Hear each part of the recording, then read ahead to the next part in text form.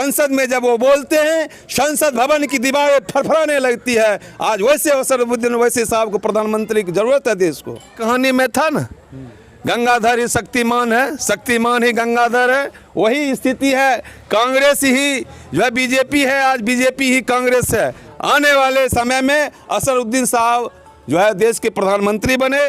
एक असदुद्दीन ओवैसी को हराने के लिए ये जोगी भोगी ढोंगी, ये अमित शाह टकलेस तमाम लोग वहाँ जाते हैं। यह उनगामी बाबा साहब को मालूम था इस देश के ब्राह्मण बदमाश होते हैं और इंडिया का मतलब जैसे वो हिंदुस्तान कहने लगेगा, हिंदू स्थान कहने लगेगा, ब्रह्म स्थान करने लगेगा, काली स्थान कहने लगेगा। अख्तरुल इमान साहब ने ऐसा नहीं कहे थे कि जो हम हिंदुस्तान शब्द नहीं बोलेंगे।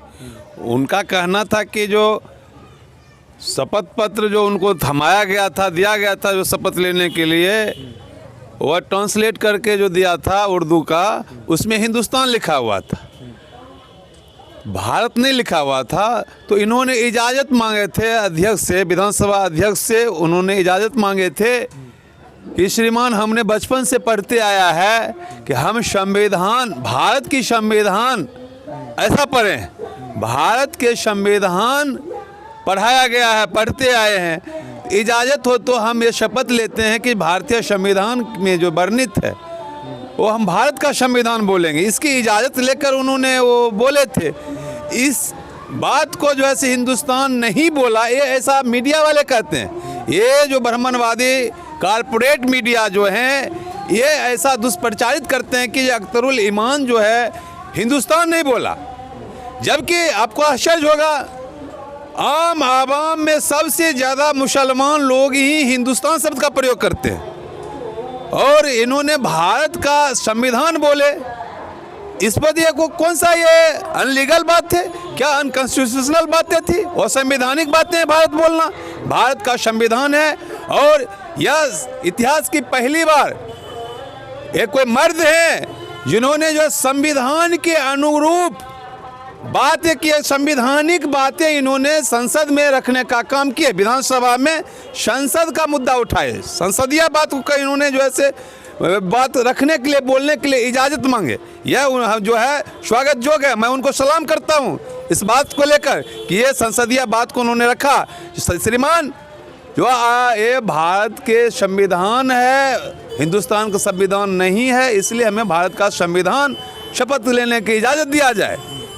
क्योंकि जब भारतीय संविधान आप पढ़ेंगे, उल्टा कर देखेंगे, भारत संविधान की जो है सबसे पहले आर्टिकल 395 आर्टिकल में सबसे पहले आर्टिकल लिखा हुआ है संघों के नाम, हम भारत के लोग। हाँ, उसमें नहीं, उसमें जो है संघ का देश का नाम क्या होगा, आर्टिकल 1 में लिखा हुआ है, अनुच्छेद 1 में लिखा हुआ है जो इंडिया दैट इज भारत।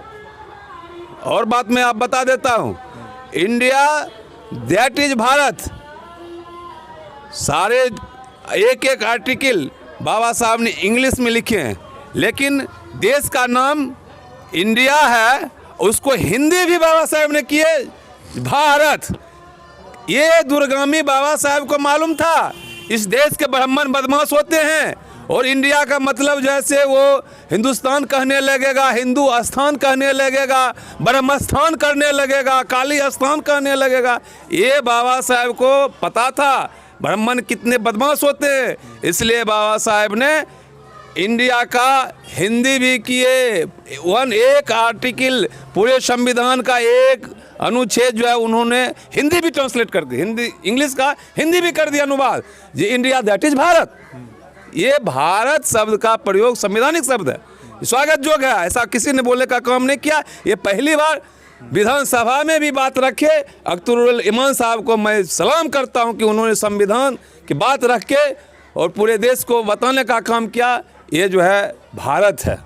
अच्छा विजय जी, आप एक चीज़ बताइए, अभी जो है हैदराबाद में कॉरपोरेट का चुनाव है, वहाँ पे जो है असदुद्दीन ओवैसी को बताया जा रहा है कि हराने के लिए देश का गृह मंत्री अमित शाह, उसके बाद आपका योगी आदित्यनाथ, वो भी प्रचार करने के लिए वहाँ पे उतरने वाले हैं।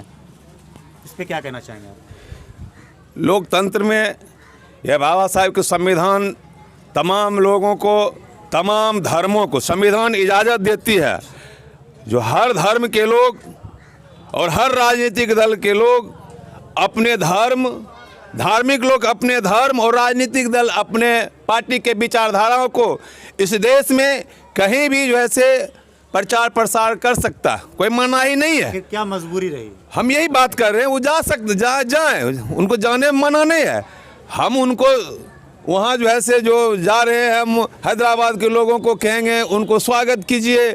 हम वैसे जो है बेहूदे किस्म के लोग नहीं हैं जो यदि हैदराबाद से यदि यहाँ ओवैसी साहब आते हैं तो कहेंगे वो भटकटुआ है। हम वैसे गिरे हुए इंसान नहीं हैं। हम जो है से वो कहते हैं जाएं, लेकिन एक चीज़ ही दिखाता है, एक असरुद्दीन ओवैसी को हराने के लिए ये जोगी भोगी ढोंगी ये अमित शाह टकलेस तमाम लोग वहाँ जाते हैं।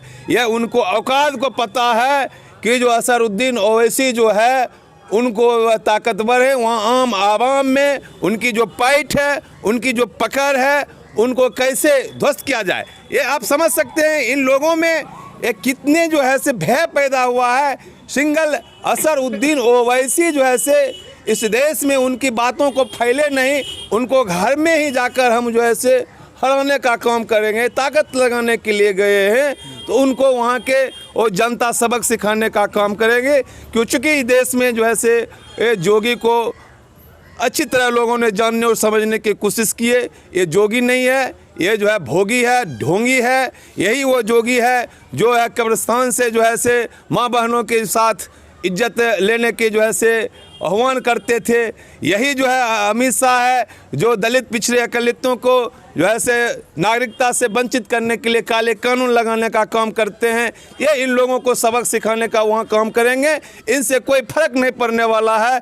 ऐसे ऐसे 10-20 जोगी और जाएगा तो पर भी वो सारंगी वहाँ बजा के आएगा। जोगी का काम है सारंगी बजाना, ये वहाँ जाएगा सारंगी बजाने का। हैदराबाद सारंगी बजाने जा रहा है। वो सारंगी बजाएगा, जोगी का वहाँ कुछ दाल गलने वाला नहीं है।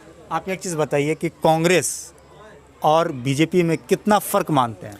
आपको खास करके हम मुसलमानों को और इस आपके चैनल के माध्यम से कहना चाहेंगे, जो जितना जल्दी हो सके उतना जल्दी, वो सीरियल में देखते होंगे, कहानी में था ना, गंगाधर ही शक्तिमान है, शक्तिमान ही गंगाधर है। वही स्थिति है।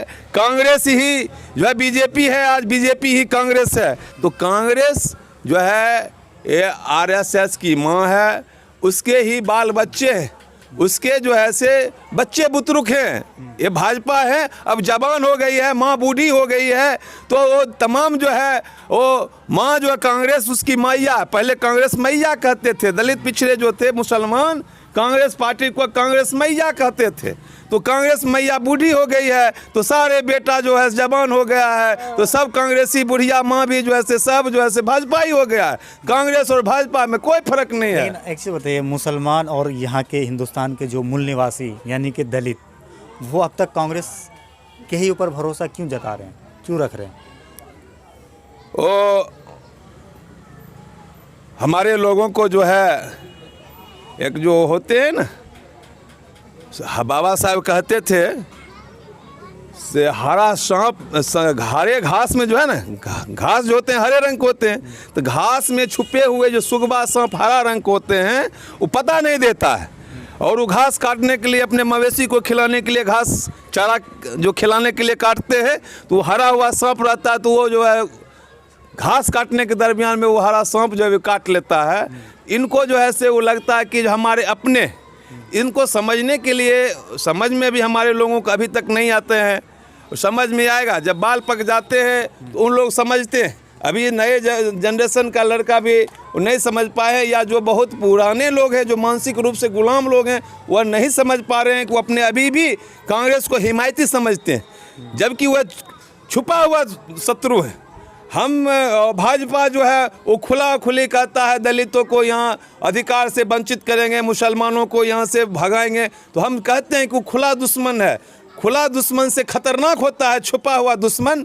ये जितना काम जो है से भाजपा ने हमारे हित में नहीं किया होगा, ये जो भी करता है यह खुलकर करता है। कांग्रेस जो नहीं बोलता है वही करता है, छुप कर करता है। छुप के करता है। सारे काम जो है कांग्रेसी दलित मुसलमानों के खिलाफ किया है। उसका जो सच्चर कमीशन रिपोर्ट है उसका देखिए, मुसलमानों की जो स्थिति है, कांग्रेस ने सच्चर कमीशन का आयोग जो बैठाया था उसमें रिपोर्ट आया था कि मुसलमानों की स्थिति जो है दलितों से भी बदतर स्थिति है, चाहे शिक्षा के क्षेत्र में हो, चाहे कि जो नौकरी के क्षेत्र में हो, आर्थिक के क्षेत्र में हो, हर जगह जो है से मुसलमानों का पिछड़ेपन है, जो दलितों से बदतर स्थिति है। कांग्रेस ने बताने का काम किया। ये देश के आरएसएस वाला हिंदुत्व विचारधाराओं को, हम तो मुसलमानों को चौपट कर दिए, अरे यार बर्बाद कर दिए। जब ये लोग कहते थे मुसलमान का तुष्टिकरण करते हो, तो उन्होंने आयोग बना के जो समझा दिया, अरे मुसलमान को मैंने बर्बाद कर दिया यार। फिर भी यदि मुसलमानों को यदि लगता है कि कांग्रेस ही वो हिमायती है, तो लोगों को यदि अभी हम लोग बताते हैं तो नहीं समझ रहे हैं ना, जूता खाएंगे। यदि हमारी बातों से नहीं समझेंगे तो दुश्मनों की जूता खाने के बाद समझ जाएंगे। इत्मीनान रहिए, समझेंगे, जरूर समझेंगे। अच्छा विजय जी, आपसे एक आखिरी सवाल है। हम असदुद्दीन ओवैसी के ऊपर आते हैं। आप ये बताइए कि असदुद्दीन ओवैसी को आप कितना बड़ा नेता मानते हैं? हिंदुस्तान के लिए वो आगे क्या करेंगे? आपको लगता है कि वो यहाँ पे अपनी मजबूती और भी बढ़ाएंगे आने वाले वक्तों में और मुसलमान और दलित की आवाज़ उठाएंगे? देखिए, यह भारत की यदि आज ज़रूरत है, सही मायने में चाहते हैं, संविधान को सुरक्षित रखना चाहते हैं, राष्ट्र को सुरक्षित रखना चाहते हैं, तो इस देश के लिए सबसे ज़्यादा ज़रूरत आज असदुद्दीन ओवैसी साहब जैसे लीडरों की ज़रूरत। उनमें एक काबिलियत है, उनमें जो है संविधान की जो है जानकार हैं, संविधान के बहुत बड़ा ज्ञाता हैं और मजलूमों से जो प्यार करते हैं, जो शोषितों दलितों पिछड़ों के लिए जो आवाज़ उठाते हैं। आज हम चाहते हैं और देश आवाम चाहती है कि जो इनको भारत के जो है प्रधानमंत्री बने, भारत के प्रधानमंत्री के रूप में हम लोग देखना चाहते हैं असदुद्दीन ओवैसी साहब को।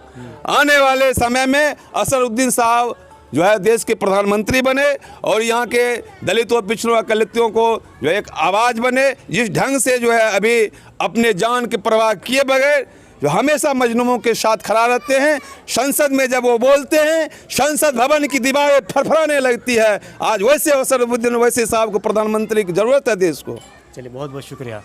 तो यहाँ पे हमारे साथ जो है विजय पासवान जी थे और इनसे हमने राय जानी, इन्होंने जो कहा वो आपने सुना। आपको क्या लगता है कमेंट करके हमें इस वीडियो के नीचे ज़रूर बताइएगा। जय हिंद, जय भारत, अपना ख्याल रखिए, हंसते रहिए, मुस्कुराते रहिए।